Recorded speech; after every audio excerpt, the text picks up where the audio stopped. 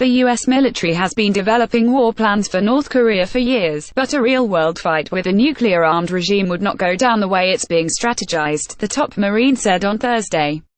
Saber rattling between the US and North Korea, intensified by a slew of intercontinental ballistic missile tests by the Hermit Kingdom, have put the Korean peninsula on edge. Analysts worry a catastrophic war between the two nuclear-armed states could break out at any moment.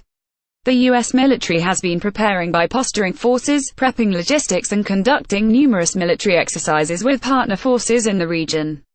Military commanders have been familiarizing themselves with the geography and plans of a potential land campaign. Gen. Robert B. Neller, the Marine commandant, told audience members at a discussion held by the Center for Strategic and International Studies.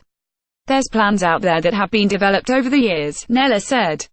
"If it were to go down, I am not sure it's going to go down the way we planned it. It never does." A potential war on the Korean peninsula would involve a conventional land campaign but would be compounded by the prospect of nuclear weapons, massed underground artillery and a North Korean military committed to the fight.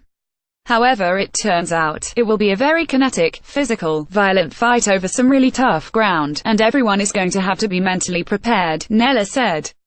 In late December, during a visit to Norway, Neller told Marines stationed there as part of a small rotational task force to be ready for a big-ass fight, according to military.com.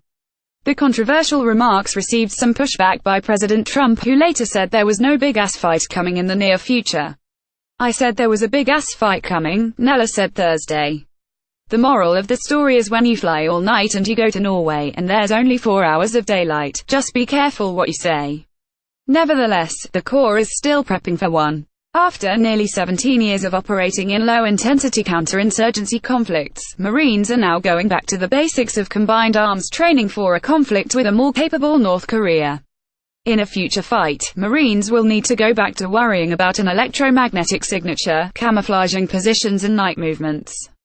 They would be ever more conscious about the amount of radio chatter and radio frequency emissions emanating from tactical operation centers that could give away a position or make them vulnerable to jamming by a more sophisticated adversary.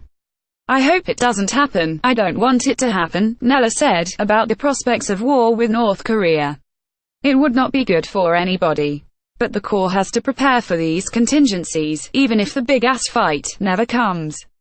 Being able to show the enemy what the US will do to them if war comes is necessary for deterrence, and that means being ready at all times.